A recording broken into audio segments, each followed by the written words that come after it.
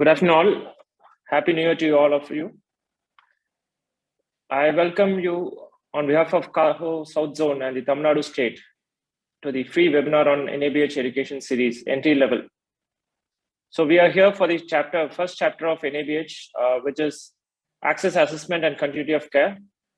So today's session is part of a series of 10 sessions, webinars, which will deal with the entry-level NABH policies and the guidelines under various chapters. And we'll have special speakers from CAHO who will be addressing these chapters, guiding you, will help you out in understanding these chapters in a very simple language, so that you are capable of implementing those NABH guidelines in your own organizations.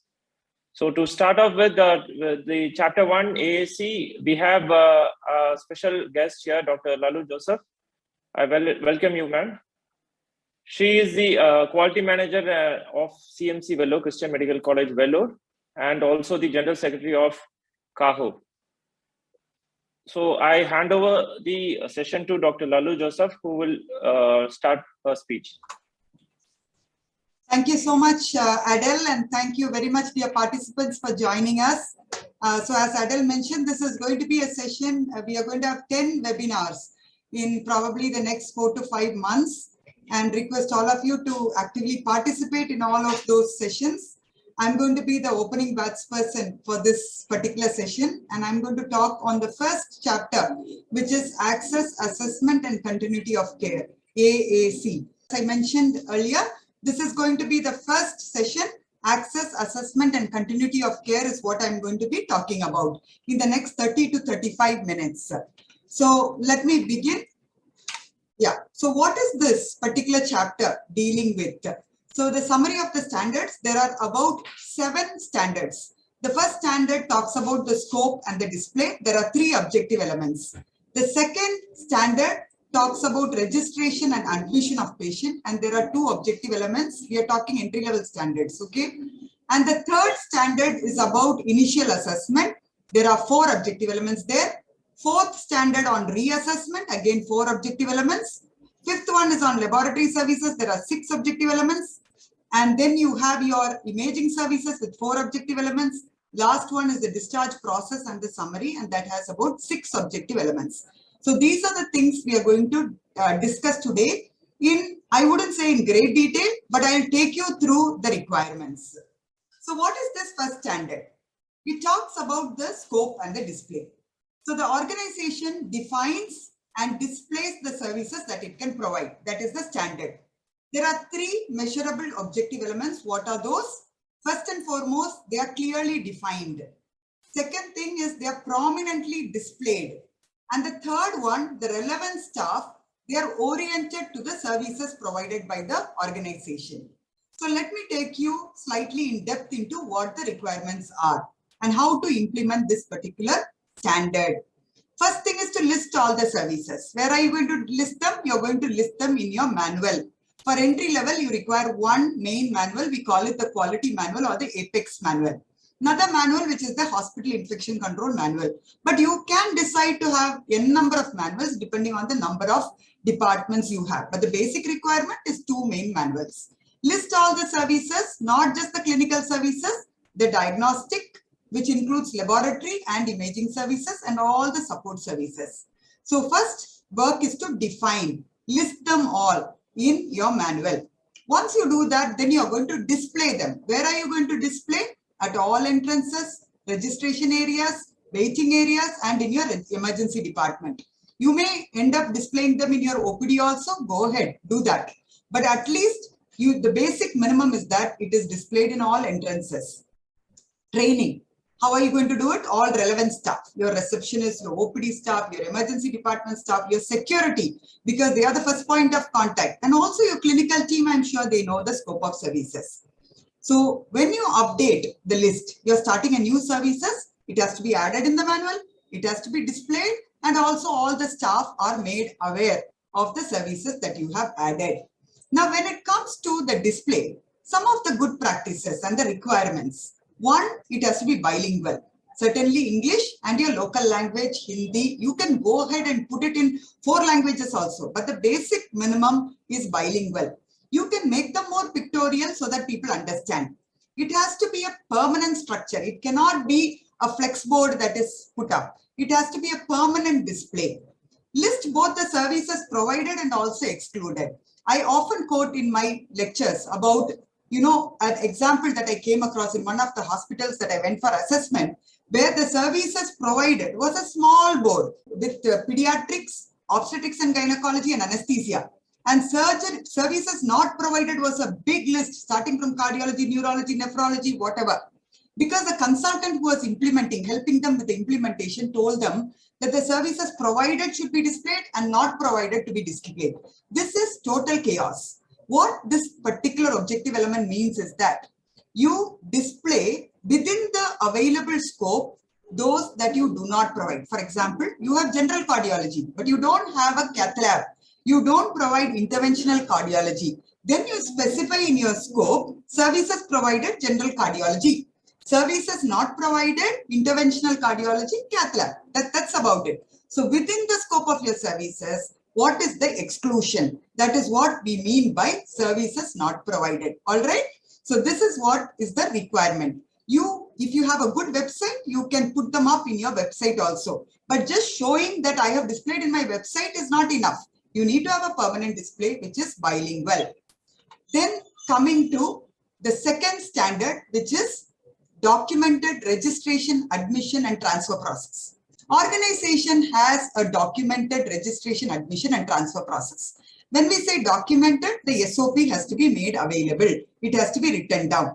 These should address patients registering and admitting patients as outpatients, inpatients, emergency patients and also daycare. So please include those as well. And there should be a mechanism to transfer or refer patients who do not match the organization resources. What does that mean? Suddenly there is a head injury coming in. You are not a setup managing head injury, but you basically provide first aid and you have a mechanism to transfer them, shift them to higher center that can take care of these patients. That is what it is. So you need to have very strict protocols written down as to how you are going to be doing this. So that is the requirement. Let me go ahead and tell you what the requirements are. How do you go ahead implementing this? Registration. When we talk about registration, the standard protocol is that you have a registration form. Patients come in, they fill the details, and then that is entered into the system or an Excel if you don't have an online system. And you generate the UHID, which is the unique hospital identity for that particular patient. Now that generating UHID is mandatory. Each patient should have one hospital number. Now this process of generating this hospital number has to be documented as a standard operating procedure. Now when it comes to transferring, the basic requirement is you provide first aid. You are not expected to stabilize because you may not have the capability to stabilize the patient. Provide first aid, document the treatment that you have provided, transfer them to appropriate facility as to the place where they can be managed. Now, what are the best practices here? Generate different number in case of multiple visits. Link the number, that UHID, to provide continuity of care. So you have a patient who's coming in as an outpatient, and then you've registered this patient with a unique hospital ID. The next time he comes, you should be having a mechanism to track his hospital number. And if you are admitting this patient, if you are generating another number for this admission, then there should be a mechanism to link those numbers to this unique hospital ID of the patient so that there is continuity of care when there are multiple visits. Now you need to also have the SOP in case somebody is an abandoned patient. You don't know there's a road traffic accident and this patient comes in. How do you register this patient if it's a medical legal case? Now, when there is a foreign national who's coming in from countries like, they're notified countries, how do you register these patients? There are hospitals that are registering VIP patients as a protocol. So all these should be written down clearly so that the staff are aware and there's a standardized protocol available to register these patients. Also, you should have the list of all your referring facilities, which means if there's a head injury, where are you going to send these patients? If there's a cardiac emergency, where are you going to send these patients? If you're able to manage them in-house, perfect. If you can't, then you need to have the list of referring facility. Now, patient you can also transfer them in case you don't have a MRI machine and you have to take a MRI. You will be transferring. In that case, how are you going to transfer? Who is going to accompany this patient? What kind of a documentation are you going to carry along with the patient? So all those have to be put down clearly. Now, you may have your own in-house ambulance or you may outsource, call them. In that case, what is the process to avail that? What is the timeline that you are expecting for the outsourced ambulance to arrive? What kind of documentation checking is required? So all that has to be clearly specified. So that is a crux of the second standard, which is registration of outpatients, inpatients, and emergency patient. Now let's move on to the third standard, which is organization caring for the patients will have to have an established initial assessment. So you have admitted the patient now, he's come into your setup. Now, what are the various things that you will need to do? And how are you going to assess this patient as an outpatient, inpatient, and also emergency patient? So the first objective element here is you define the content of assessment for your outpatient, inpatient, emergency patient. Who can perform the assessment, where, when, and where are they going to document these? Then if it's an inpatient, it has to be documented within 24 hours, which means the initial assessment has to start immediately by doctors, nurses, completed within 24 hours. When it comes to nursing, we say at least within 2 hours. That's the best practice. Initial assessment of inpatient also should have the nursing assessment, which is done at the time of admission and documented.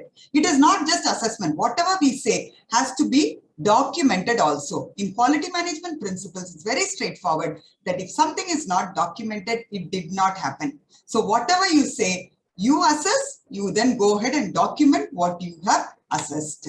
Now, how are you going to do this? First and foremost, the thing you should do is to standardize, for which we say adopt standard formats for initial assessment. It's very easy to develop formats for emergency department, obstetric patients as an outpatient setting, outpatients, pediatric patients. We know the standard templates. Why are we going to standardize them? Then if you standardize them, all the clinicians, doctors who are working in that area will be able to do it in a very standardized manner. Otherwise, different people start their assessment in different ways. So you need to have a standardized format adopted, which is certainly the best practice. Modify these parameters based on the department. You cannot standardize for the entire hospital. So for ED, for obstetrics, for pediatrics, for surgical departments, you can have standardized templates. Okay. Now, after that, who is going to document? In the outpatient setting, certainly doctors and nurses. And then when it comes to inpatient setting, you may have your nurses doing it, doctors, dietitians, your physiotherapists. So specifically, which form is to be used by whom and who will document where? That needs to be spelled out very clearly. Okay. And for each of the parameters, you have to define what kind of assessment is going to happen. So how do you conduct the initial assessment? For outpatients, certainly we will go with chief complaints, provisional diagnosis, investigations with or without results, the treatment that you are advising, and the follow-up or referral advice if they require.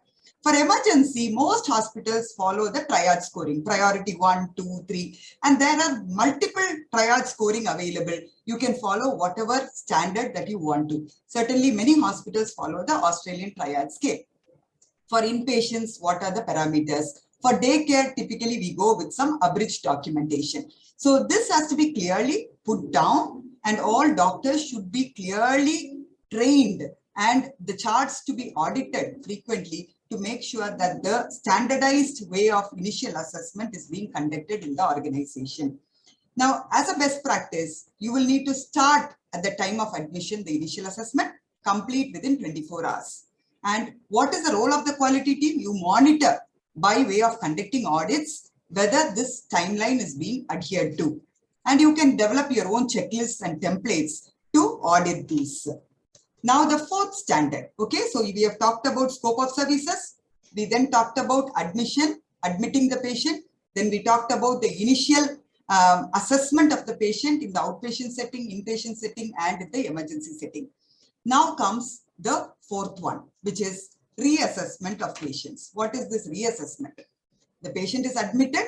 how many times are you going to be visiting this patient? What kind of assessments are you going to do? How are you going to document those? That is what we are going to be talking about.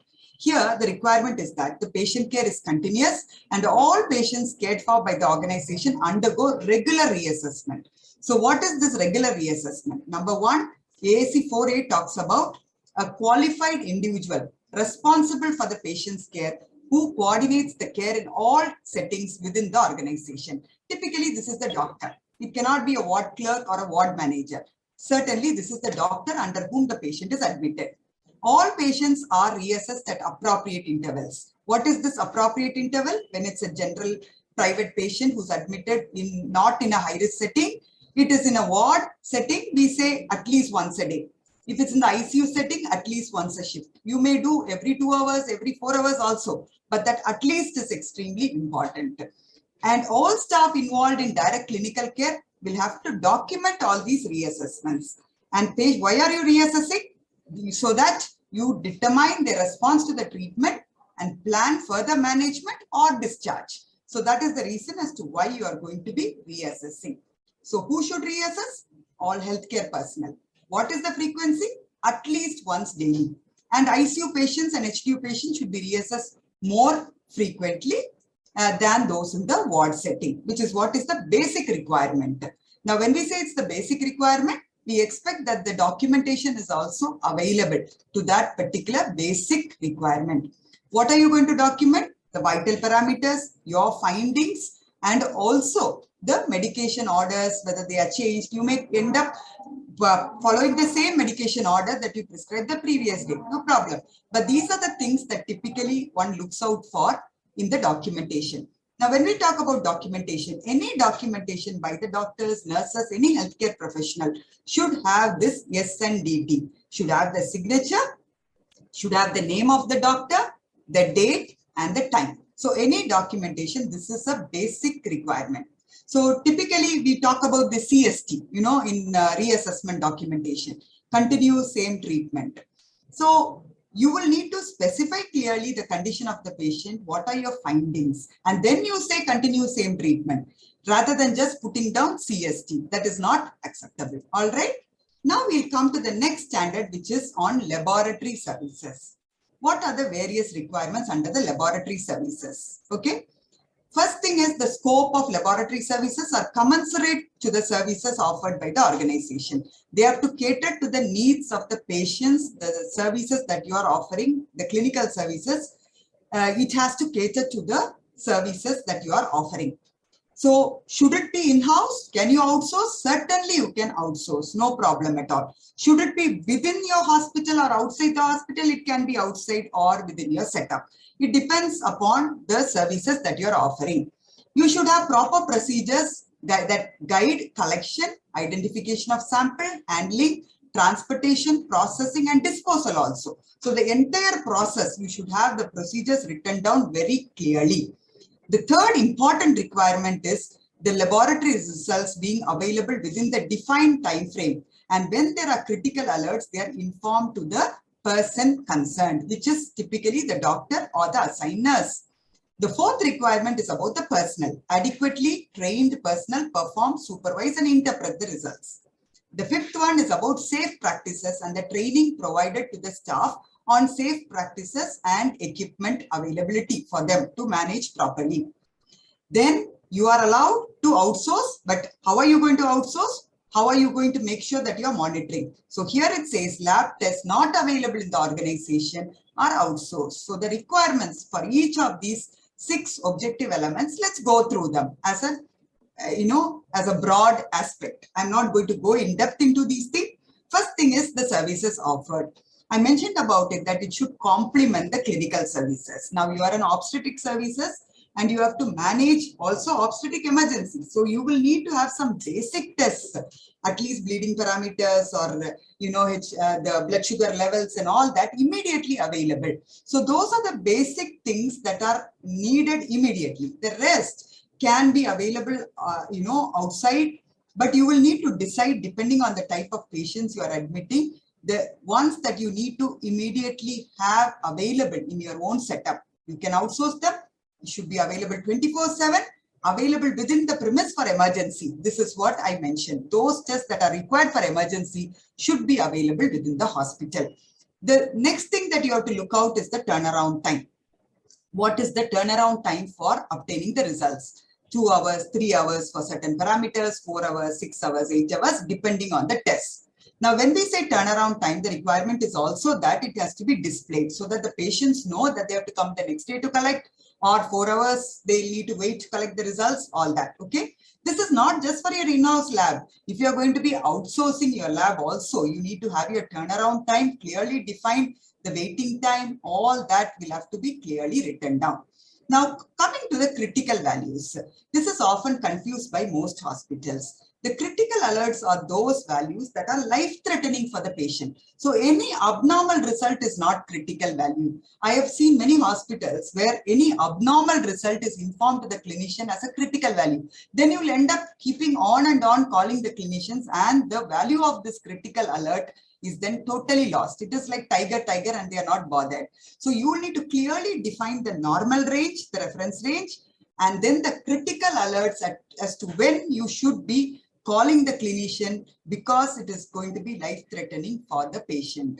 So that critical alert definition is dependent on the hospital. So you'll have to have a discussion with the clinicians and then decide. And it may vary from department to department also.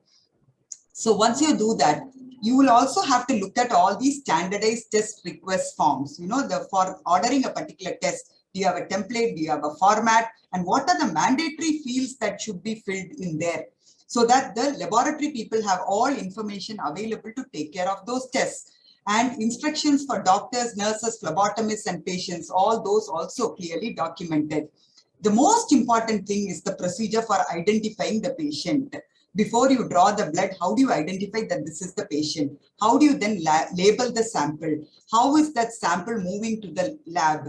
What is the way in which the lab number is generated? All those should be clearly taken care. And for those procedures that require consent, you have to clearly have the informed consent format also. For example, if you're testing the bloodborne viral status of the patient, if it's HIV testing, you certainly need to tell the patient, educate, and take the consent.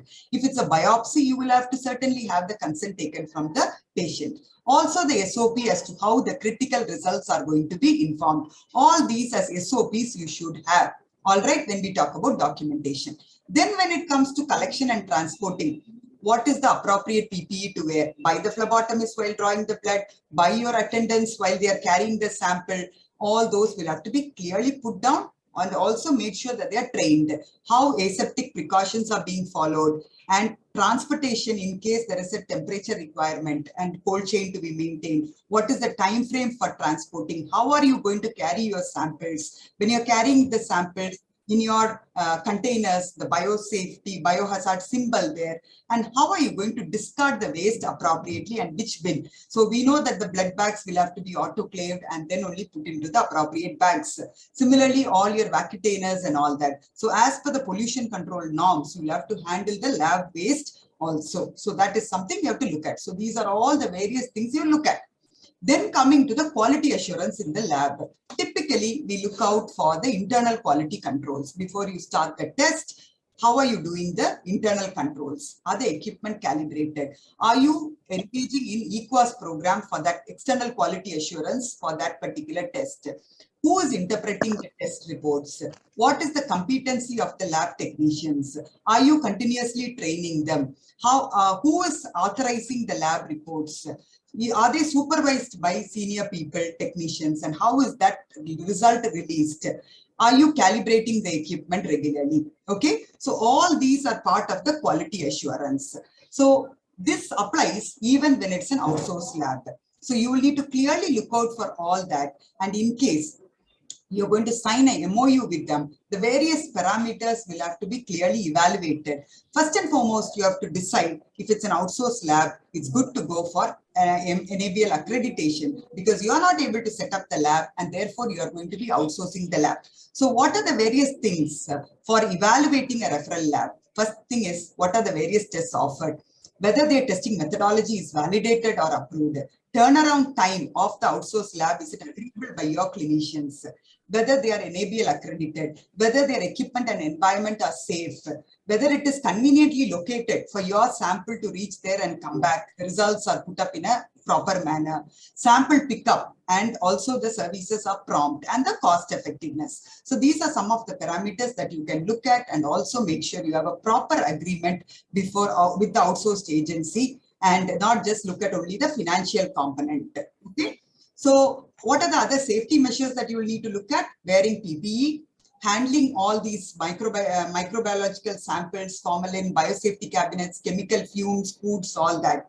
Ensure availability of safety data sheet in the labs for all the chemicals and the reagents that you are going to be using. The spill kits for hazardous material, negative pressure room in case you are going to be handling, very bad viruses or other pathogens, and N95 mask for the staff who are going to be using, and appropriate attire for the staff depending on the area of work. You don't have to ask all of them to wear masks, gloves, aprons, the entire thing. But depending on the area of work, they will need to be provided with appropriate safety measures.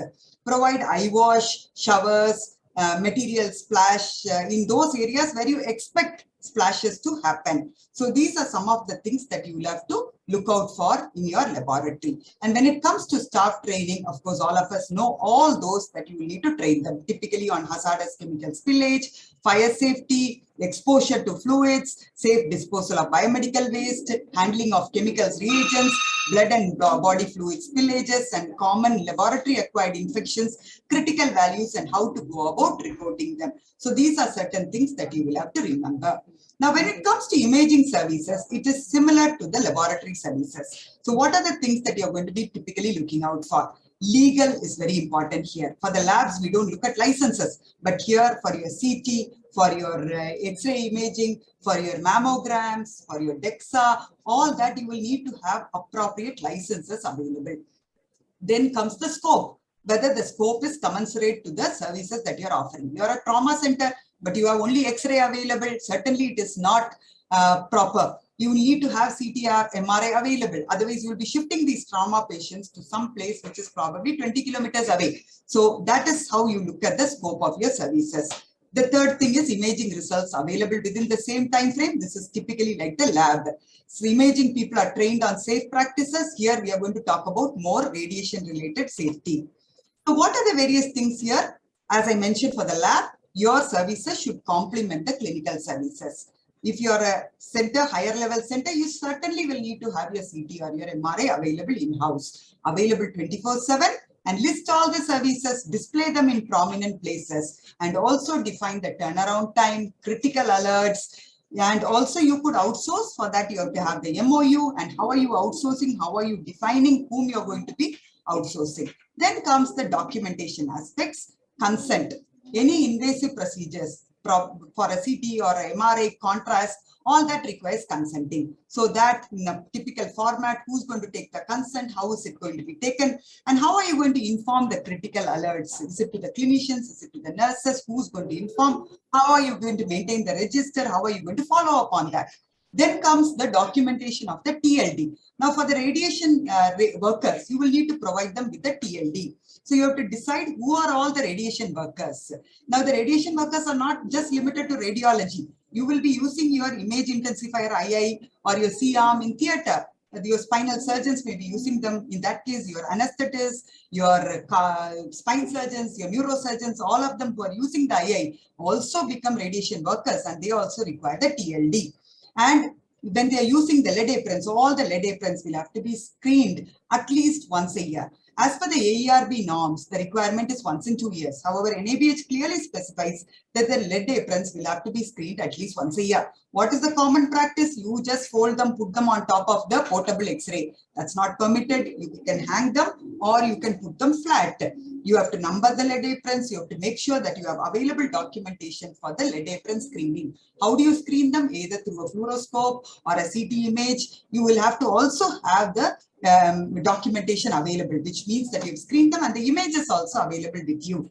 Now, if you are outsourcing, list all the tests that you outsource, sign the MOU with them, periodically review the arrangements. We say clearly don't engage for more than 2 years with one person. You can decide to engage with the same person, but you will have to review that. periodically, and also evaluate the performance of your referral facility.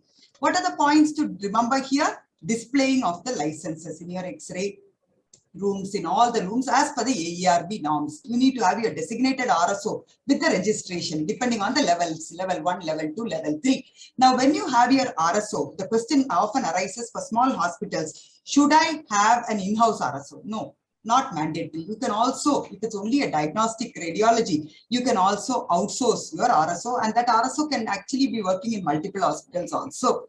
You have to register all your ultrasound machines, display of your PNDT registration certificates, your MTP, display, as per the norms, sex selection and detection is not done in this center and it's punishable under the PNDT Act, all that in the local language, and also the pregnant women, the picture of that, all those kind of displays as per the AERB norms should be put down. Now, the latest AERB norms don't talk about multiple displays in multiple areas. So it is one format that is there where you have your caution sign, you have the license also put down in that, and the size is also very clearly specified in the norms. So what are the points to remember here?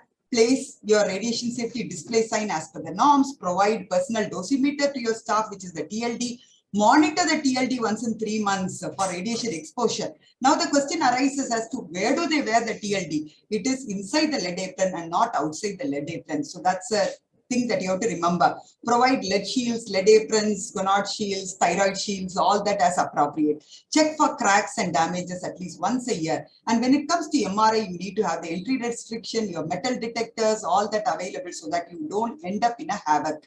Ensure availability of MRI compatible life-saving devices like your Boyle's apparatus in case somebody goes into deeper level of sedation or you're sedating pediatric patients in there. You have to make sure that those devices are MRI compatible, including the fire extinguisher. You can't run in case of a fire with your common extinguisher. So you have to make sure that they are compatible extinguishers, and also ensure availability of crash cards. All right, now we are going to go in for discharge process and the discharge summary. Now this is a very important aspect because this is the document the patient is going to be carrying. What are the various components of this? The processes must address discharge of all patients, including those medico-legal cases and patients leaving against medical advice.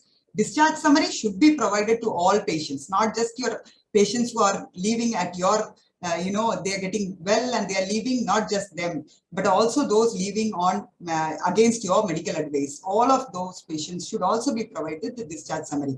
Now, the discharge summary, how should it look? It should contain the reasons for admission, significant findings, results, diagnosis, any procedure that you have performed, any treatment that you have provided, patient condition at the time of discharge. It should also have the follow-up advice, your medication and other instructions in an understandable manner. That is what is required. So let me dwell on it a little in depth. And it should also contain instructions about when and how to obtain urgent care. And in case of the death, the summary of the case should also include the cause of death. I think most of us are completely proficient with this requirement, but let me go into this. So what are the various things? The discharge process, let's look at it first. The doctor orders for the discharge and he writes it down. Then the medicines are returned, other clearances are obtained. Then the discharge summary is issued, the bill is paid. So that is the discharge process. So you have a documented process for doing that. And you're also monitoring the timeline between each of those steps. That may vary for cash paying patients, your insurance patients, all that. Now, when it comes to discharge summary, what you need to do is to have the standard template available, not just to the whims and fancies of every clinical department.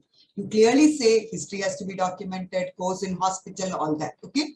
And it should also contain brief and important information as to what the patient should be having in the summary. It should be signed by the treating doctor or a member of his team. It should be given to all patients. That is the requirement. And when it comes to follow-up advice, it should not have unfamiliar abbreviations and medical terms because this is the document your patient is carrying. So it should be in an understandable manner, and that should be explained very clearly to the patient, what medicine to take, when, and it should be clearly understood. So you can ask the patient or the relative to repeat so that they have clearly understood that. And in case of urgent care, not just come to my emergency. What are the conditions to look out for? If the patient is a post-surgical patient, fever, oozing from the site of the surgical site, redness on the site, nausea, vomiting, all those specifically to that particular condition that you treated him for. And then you provide details of how to come, where to come, contact numbers, all that. So what is often left out is when to obtain urgent care. How to obtain urgent care, we all put it down. So what are the various things your discharge summary must cover? These are the various things. I did discuss this. Now, when it comes to, I'm going to go slightly into desktop assessment and physical assessment. So in this particular chapter, we talked about 7 major standards. What are the various things that you will need to upload? And also what are the various things that your assessor will be looking out for when he comes? Desktop assessment, initial assessment, they do it desktop, and then they come physically or virtually to actually audit your process. All right. So what are the various things that they look out for? Signage and training, in that the scope of services. Now, when you talk about scope of services, you should be in a position to provide outpatient care, inpatient care, and emergency care. If you are saying cardiology, your cardiologist should be there as for providing outpatient care, inpatient, and also emergency. If he is not available, it cannot be included in the scope. They also looked at the credentials of the doctor, the educational qualification of somebody who's going to be empaneled as a cardiologist. It's not a MD general medicine person, but a cardiology DM person. Okay. All your directional signage, departmental signage, all this you will need to upload.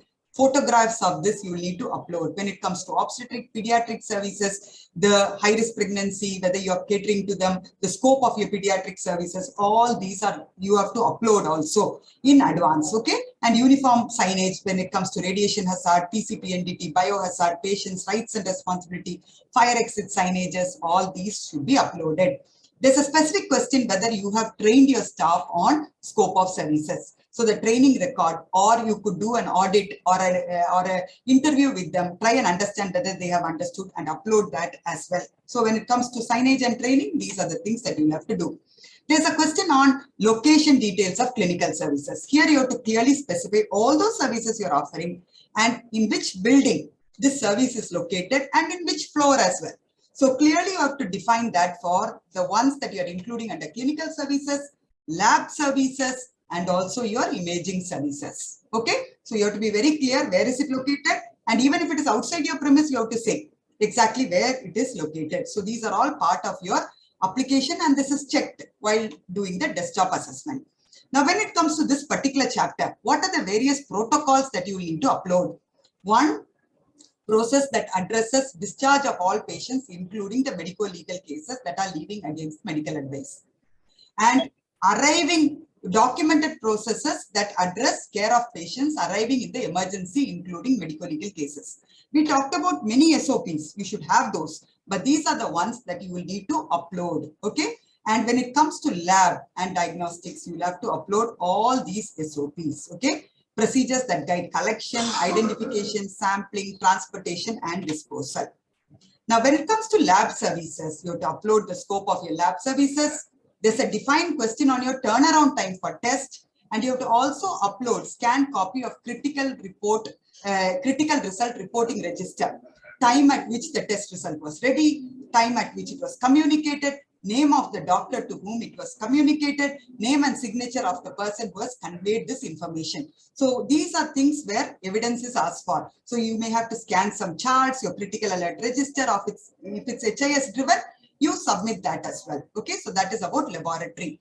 And when it comes to samples, how are they transported, the training record for your staff, and also upload pictures of housekeeping staff and waste handlers using the PPE. Okay, so then comes your imaging in a same manner. Clearly, all those as mentioned in the lab, you have to upload scanned copies of your critical alert, your turnaround times, all that need to be uploaded. Okay.